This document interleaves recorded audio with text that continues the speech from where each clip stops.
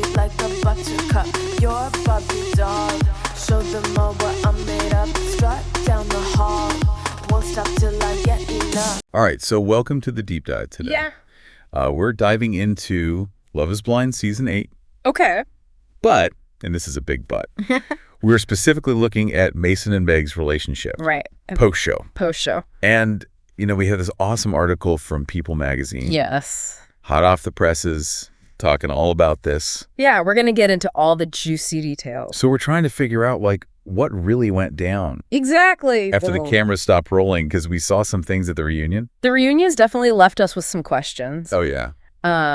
But this article really, like, digs deeper into their connection. Yeah. I think it's really going to help us, like, kind of explore, you know, modern dating and all that. Right. And, like how much do we trust these initial sparks? yeah, like, how much stock do we put into that? Exactly. Especially because, like I said, Season 8, anybody who watched knows Yeah. Mason and Meg, they didn't exactly follow the typical, like, Love is Blind. The typical trajectory. Yeah.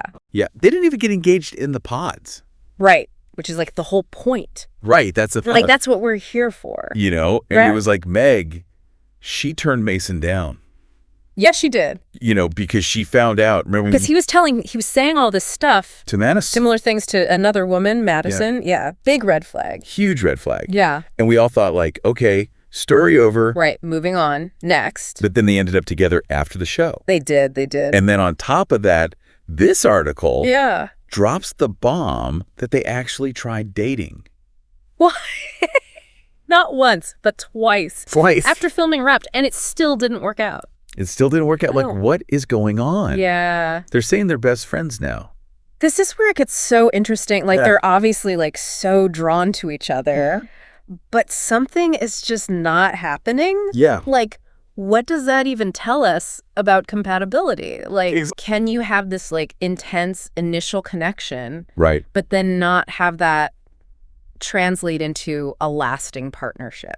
Right. Because, you know, we all love that second chance romance. Yeah. Like, will they, won't they? Right. Exactly. You know, but this is kind of crazy. It's definitely giving that for sure. Yeah, for sure. And, you know, but it also kind of taps into this thing that I think a lot of people are feeling right now, which is like, we want slower, more intentional connections I think you're so right. because the world is so fast-paced. Absolutely. And I think, you know, we also get a little bit of, like, a glimpse Yeah. into Mason's side Yeah, what does he think about all this? of the story. And he's, like, surprisingly optimistic. Really? Yeah, he doesn't regret anything. Wow. And he still sees Meg as this, like, forgiving and caring person. Interesting. So he really holds her in a good light still, Yes, very much so, yeah. especially with, you know, everything that went down. Yeah, I mean... Not just with Meg, but also with Madison. you Yeah. know? I was going to say, I mean, he got engaged to her in the pods. Yeah, and that was... So is this, like, genuine maturity? yeah, is he being real? Or is this, like, you know, is this for the camera? Is this just, you know, PR, what's going on? Right. Because he even went so far as to say that, like, his connection with Meg is bigger than a reality show. He did. So, I mean, maybe he really does see something special there. Right. Maybe it's not just for show. Yeah. But then again, maybe he's like, you know, rationalizing the very public heartbreak Yeah. of two failed relationships. Maybe he's just trying to make sense of it all. Yeah, Yeah, it's hard to know for sure. it really is. You're right. I mean, he is acknowledging the pressure of the show's format, which is immense. like getting married after a month. I mean, come on. How does that? Right. Like, that's crazy. Yeah. And he even admitted that he wants to date someone for 2 or 3 years before even thinking about marriage next time. Oh, wow. That's a big change. Yeah, it's like a complete 180. It seems like this whole thing has really, like, shifted his perspective. It's like he had this epiphany. Maybe. You know, like, wow, slow down. Slow down. But then you have this like, oh my goodness, the first in-person meeting after filming, Oh, tell me about it. Meg asks Mason to wear the same outfit Wait, really?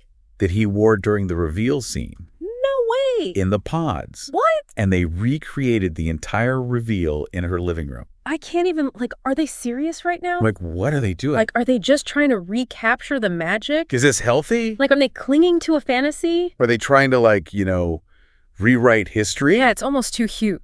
It really is. Like, come on, guys. Like, it's giving me secondhand embarrassment. Right. It's almost like they're trying to rewrite their story, Yeah. starting from that, like, really potent moment. That initial attraction, yeah. But, like, can you really build something that lasts Right, because, yeah. on just a foundation of fantasy? Or do you have to face, like, reality? a real, like, messy stuff? Yeah, real-life compatibility. Yeah, exactly. That's the question. It is. And I think that's a good question for our listeners, too. Oh, for sure.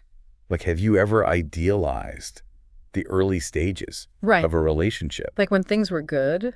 Yeah. Or just, like, clung to a memory or a feeling. Right. When it's not even there anymore. Yeah, it's not even there anymore. Yeah. Yeah, I think we all do that to an extent. But, Yeah. like, why? Why do we do that? That's the question. Yeah. That's the real question. It's something to think about.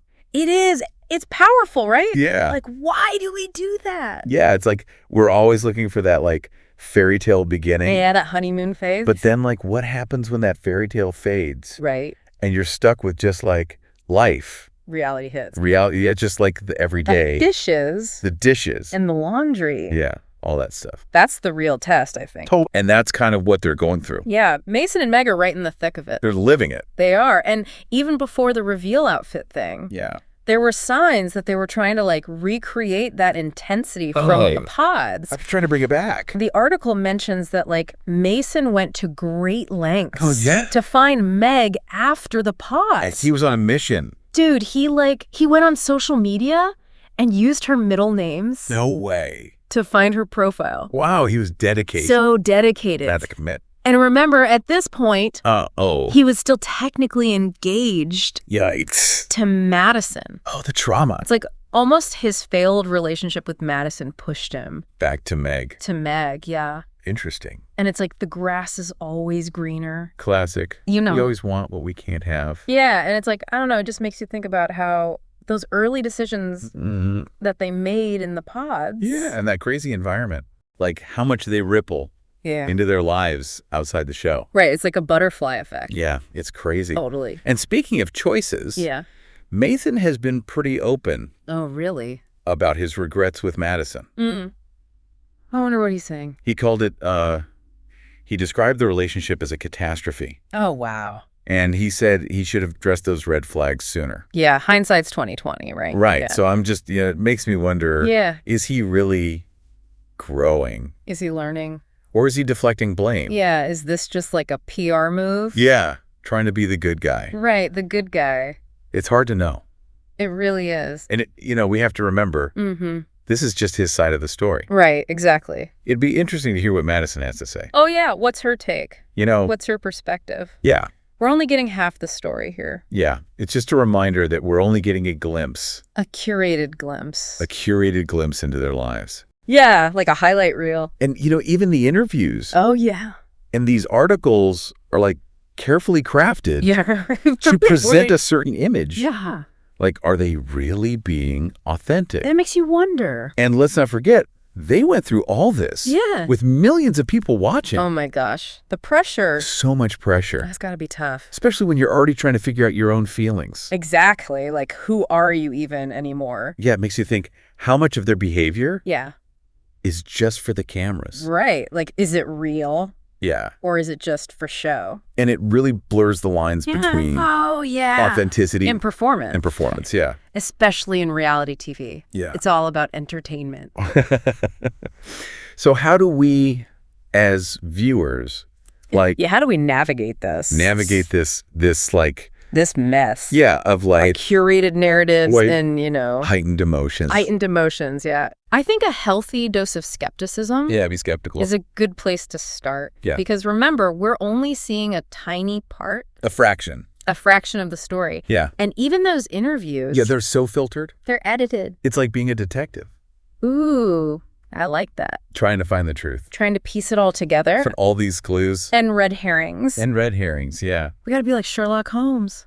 Right. And speaking of questioning things. Yeah. Mason's comment about wanting to date for 2 to 3 years before marriage. Oh, yeah. That was interesting. It really stuck with me. Yeah. What's the deal with that? Is there a magic number for relationship longevity? Like, is there a formula? Yeah. I don't know. That's a tough one. I know. It's like... Philosophers have been debating this for centuries. Yeah, but it does make you think about the pressure to get married. Oh, yeah. So much pressure. Especially in our society. Where it's like, You get married. You check that box. You've made it. You're successful. And it's like we're constantly seeing Picture perfect couple. whirlwind romance. Yeah, like it's gotta be fast. And it's like, you got to find the one. Right, and get to the altar.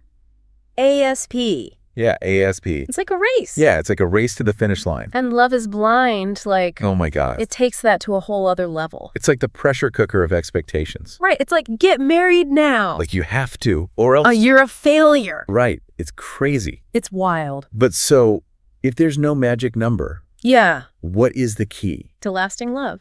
to building a lasting relationship? Right, like, is it finding the right person? Or is it choosing to commit Or both? and like working through the hard times? Because, let's be real, every couple has those. Yeah, like no relationship is perfect. No, it's messy. Messy, yeah. It's all about finding someone who gets you, Yeah. Shares your values. challenges you. Yeah. Pushes you to be better. But even then, you're going to have bumps in the road. Yeah. Disagreements, fight. Communication is key. Yeah. Learning to compromise. Working through it together. Yeah. And realizing that relationships take work, Constant effort. even after the honeymoon phase. It doesn't just magically work itself out. No, definitely not. It's about choosing to love Yeah. an imperfect person. Perfectly. Perfectly, yes. That's beautiful. It's about embracing the mess, the good and the bad. the ups and downs, Yeah. and growing together. I mean, maybe that's the lesson From Mason and Meg. from their crazy journey. Yeah, there's no one size fits all when it comes to love. It's not about finding the perfect person. Yeah. It's about being open to the unexpected, And embracing the ride. wherever it takes you. Yeah. And maybe, just maybe, Mm-hmm.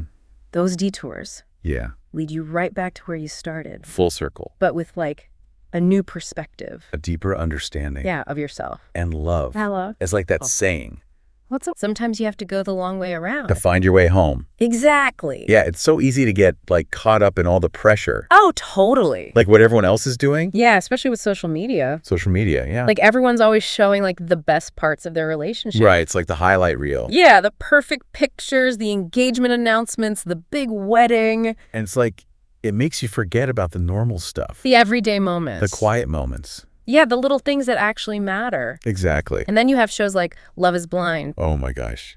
Don't even get me started. Talk about pressure. It's like they're trying to speed run a relationship. Yeah, like get married in a month. Yeah. Or else Brace, you're a failure. it's wild. But you know, it is interesting how Mason and Meg, Yeah. like they seem to have really changed their thinking. Yeah, like their whole approach to relationships is different. Yeah, it's like they realize now Yeah. that you got to actually get to know someone Like really know them. before you just jump into marriage. I mean, Mason even said he wants to date for like 2 or 3 years Yeah, he's learned his lesson. before even thinking about it again. I wonder if the producers of Love is Blind are watching this. I know, right? Like maybe they'll do a slow burn season. Oh, that would be so interesting. Like what if they had to date for like a year Yeah, or even longer. before they could get engaged? Imagine the drama. It would be a totally different show. It would. But maybe that's what we need. Yeah, like a reminder. That real relationships take time. They don't happen overnight. Yeah, there's no rush. And sometimes the best connections, Yeah.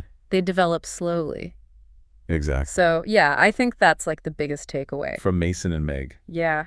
There's no one right way to find love. No, you don't have to follow a timeline Just be open to the unexpected. and enjoy the journey. Yeah, wherever it takes you. So I think we've officially reached the end of our deep dive. We made it We did. We explored the ups and downs of Mason and Meg's relationship from the pods, to real life. all the drama. And even though we don't know what the future holds, Yeah, who knows what will happen. one thing's for sure. What's that? Their story has definitely made us all think about About love compatibility and how we date. in this crazy modern world. It's a lot to unpack. It is. But hopefully this deep dive has given you some things to think about. Yeah, like maybe you're questioning those initial sparks now. Yeah. Or maybe you're thinking about slowing down Taking your time, and really focusing on connection. whatever your takeaway is. We hope you enjoyed this conversation. It's been fun. And remember, no matter what, Whether you're a hopeless romantic or a total cynic, there's always more to learn about love and relationships. always something new to discover. So keep exploring. And keep an open mind. And who knows, maybe you'll find your own unconventional path to love. You never know. All right, that's it for this deep dive. Until next time. See you later. Sound the alarm. I'm coming up. We'll have a ball. I'm sweet like a buttercup. Your dog. Show them all what I'm made up. Strut down the hall. Won't stop till I get enough.